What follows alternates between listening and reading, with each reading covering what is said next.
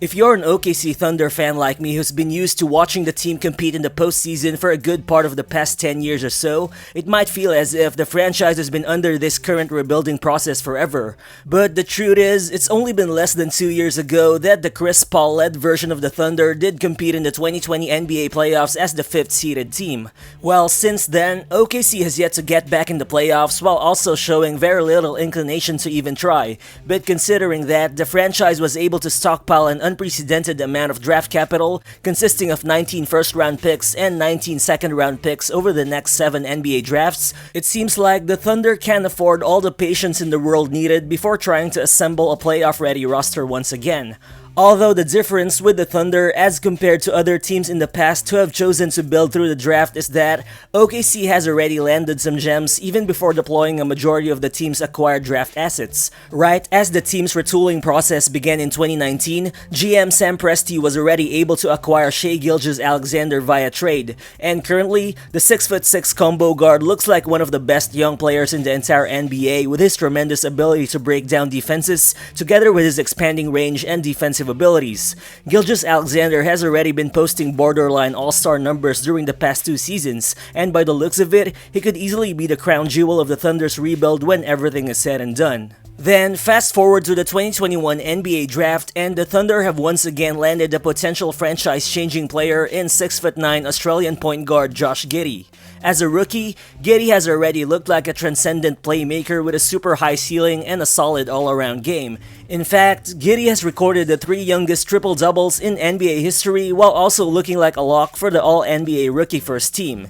Add in the other young promising pieces already in OKC's roster such as Tre Mann, Darius Bazley, Aleksej Pokusevski, Jeremiah Robinson-Earl, or Aaron Wiggins, and one could easily see that the team just might be one trade away or one high draft selection away from being back into contender status.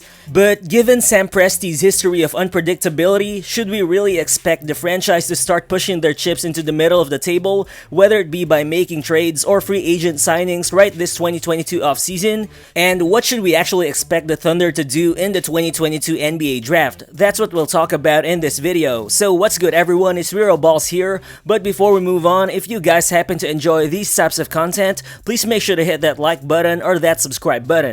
It only takes a second of your time, but it would be much appreciated. So let's get to it.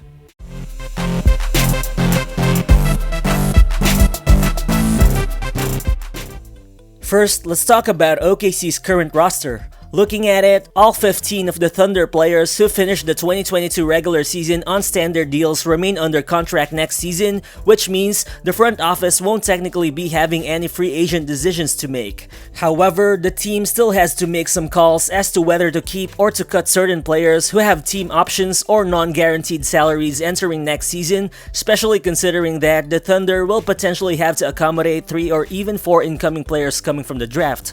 Among OKC's current 15-man roster, Lu Dort, Isaiah Roby, and Mike Muscala all have team options that could be exercised, while the contracts of Kenrich Williams, Theo Maledon, and Vit Krejci are either non-guaranteed or only partially guaranteed.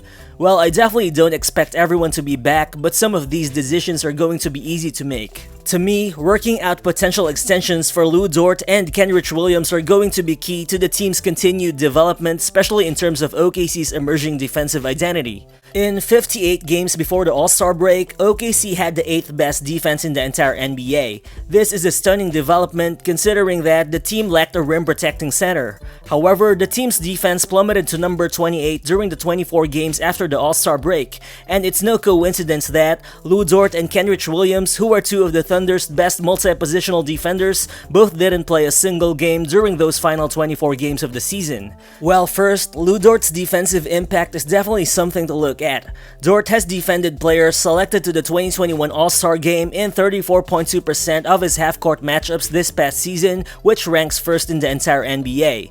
Dort also held opponents to 41% shooting when he was the closest defender, which also ranks as the 8th best defensive mark among all players to defend at least 500 shots this past season. However, it's Dort's offense that has really been experiencing some significant growth over the past few years. In his last 10 games of the 2022 season before being shut down due to injury, Dort has averaged 21.1 points on 36.5% shooting from deep, while also averaging career highs in points, rebounds, and minutes played this past season. Well, Dort's team option for next season is only worth $1.9 million, which is why picking up such an option looks like a no-brainer for OKC. However, by simply doing that without negotiating for a new contract, the team actually runs the risk of losing Dort next summer as an unrestricted free agent, which I think makes signing him to a brand new deal this offseason a priority. I think a 4-year max worth $58 million is a reasonable amount, given that it's similar to the 4-year extension that another emerging two-way player in Dorian Finney-Smith recently signed in Dallas. Then now we go to Kenrich Williams. Kenny Hustle's season averages of 7.4 points and 4.2 rebounds might not appear to be over the top. However, just like Dort, Williams is a really versatile defender and is also one of only 2 Thunder players to put up a positive net rating this past season, as OKC outscored opponents by 1.7 points per 100 possessions when Williams was on the floor. So if the Thunder are all set on continuing the culture set by their young core, I expect the team to sign Dort and Williams to long-term extensions this offseason.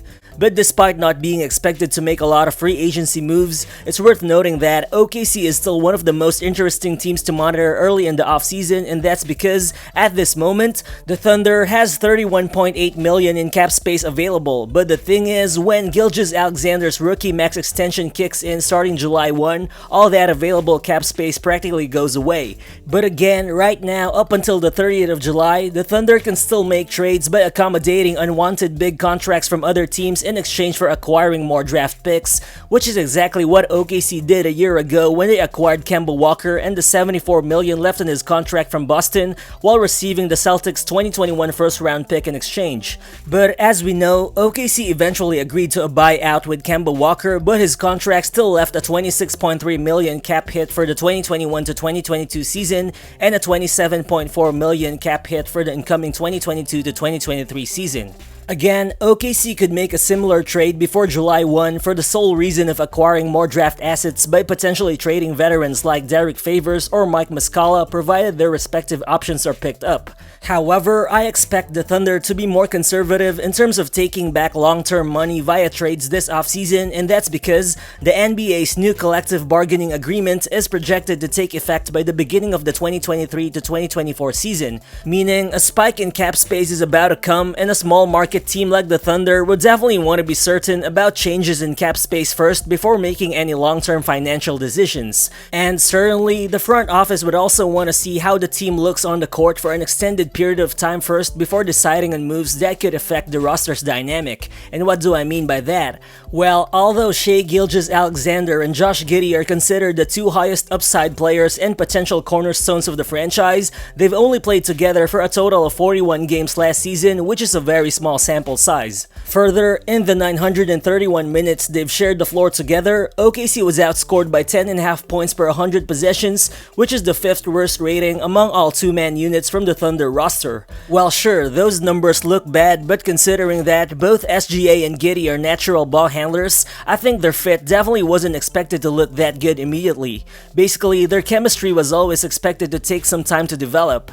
Well, those two will have a lot of time to figure things out together, but obviously, landing a potential third star in OKC could be key in unlocking the Josh Giddey-SGA duo. But do I expect the Thunder to make a big free agent acquisition or to make a surprising trade for a potential third star right this offseason with the hopes of getting back in the playoffs? Well, definitely not. Cause as Sam Presti himself said it during his end of season press conference, quote unquote, if we were going to burn the boats to get a 40 wins, we could certainly do that, but is that in the best interest of the long term for the Thunder? Probably not. But needless to say, I'm pretty confident that the Thunder are capable of surprising the league next season. However, if they're going to make the playoffs in 2023, I think it's going to happen due to the young core's internal development. Which is why I think building through the NBA draft would still be OKC's most ideal and most realistic method in terms of getting back into contention. If the Thunder hit the jackpot in the 2022 NBA draft by landing a generational talent that could fit well with the existing core, the sooner that the team will get back into the playoffs, which should signal the end of the Thunder's rebuild. And looking at where things stand, OKC is definitely in a good position to land some franchise-altering players in the upcoming draft, as the Thunder have a 48.1% chance to land the top 4 selection and even a slim 12.5% chance of landing the number 1 overall pick. Well, without a doubt, either one of the top-tier players from the draft like Jabari Smith, Chet Holmgren, Paolo Banchero, and Jaden Ivey would all make great cases to be drafted by OKC based on star potential alone, but specifically based on immediate roster fit, I think Chet Holmgren would be the real home run pick for the Thunder. OKC has a lot of needs, and I think Holmgren fits more than a few of those. During the college season, the 7-footer averaged 14 points, 10 rebounds, 1.9 assists, and 3.7 blocks, while shooting a highly efficient 60.7% from the field and 39% from deep. His combination of length and two-way upside will make him a great running mate for Shai Gilgeous-Alexander and Josh Giddey, and in OKC, I think Holmgren can be that connective glue who can make plays from the wings, the elbows, or even on the roll, while also being expected to be a pull-up threat from deep. But more importantly, Holmgren would also give the Thunder an elite rim protector and a really productive rebounder. Overall, he would just be a really great piece for the kind of team that Sam Presti's been building, which is composed of large players who can all handle the ball, shoot, and make plays for others. But of course, OKC's chances to land such a talent would still depend on the draft lottery, cause looking at the odds, the Thunder's own first round pick still has a very high 25.7% chance of landing at number 6 again.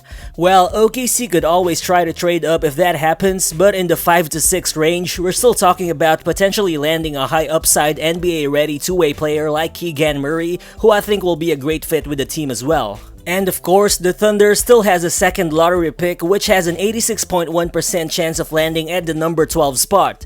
And in that range, OKC will have the chance to draft a versatile player like Jeremy Sohan or Nikola Jovic, who I think fits OKC's template as lengthy guys who can both score and handle the ball. Well, I'll definitely be talking more about how potential draft selections fit on the roster once the lottery's done and once we're certain about the draft order. But overall, what's certain is OKC enters this offseason without the need to rush. The team owns the biggest stockpile of draft assets in NBA history, which Sam Presti will definitely make use of when the time is right. Well, that may be as soon as 2023 or as late as 2027, but the bottom line is the Thunder have all the time in the world to wait. So what are your predictions for the OKC Thunder's 2022 offseason? Feel free to share your thoughts in the comment section below, and again, if you're new to the channel, please consider subscribing as well. Again, this is Rero Balls, and I'll see you on the next one. Peace.